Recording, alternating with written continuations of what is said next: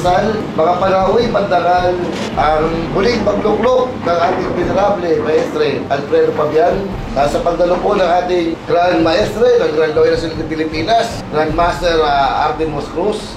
Sa mapagpalang gabi po, ngayon po ay dinadaos na naman po natin ang isang dakilang gawain ng Loya Jose Rizal.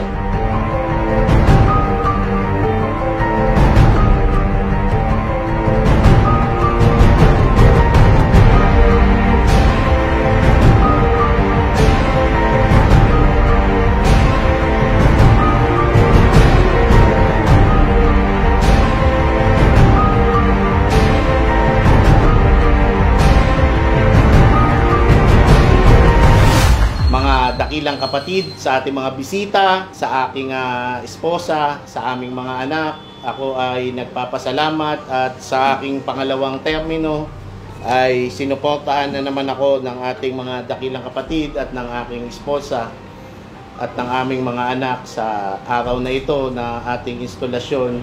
Ako ay nagpapasalamat sa dakilang lumalang ng sandaigdigan sapagkat muli ay nagsama-sama ang mga miyembro ng Loya Jose Rizal bilang isa sa pamumuno ng ating Grand Maestre ay natupad ang ating instalasyon sa araw na ito.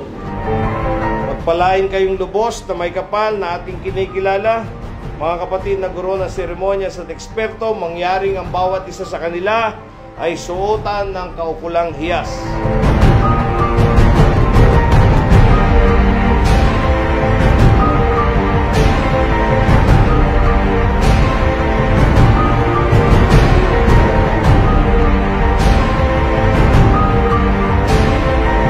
Mga kapatid, Venerable Maestre, Primera at Segunda Vigilantes, kayo ba ay nahahanda sa panunumpa at ipinapangakong tutupad sa bawat tungkulin na sa inyo iniaata ngayon?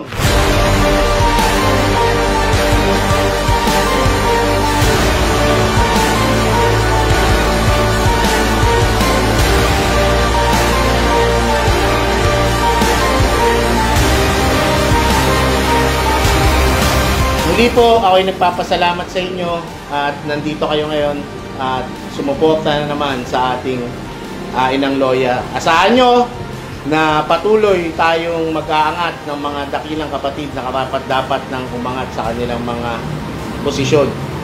At patuloy nating pagandahin ang ating pagawaan at magkaroon tayo ng malaking pondo sa susunod na taon. Maraming po salamat.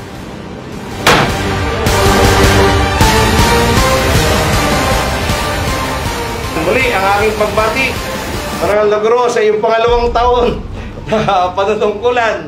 At maraming salamat po sa inyong lahat.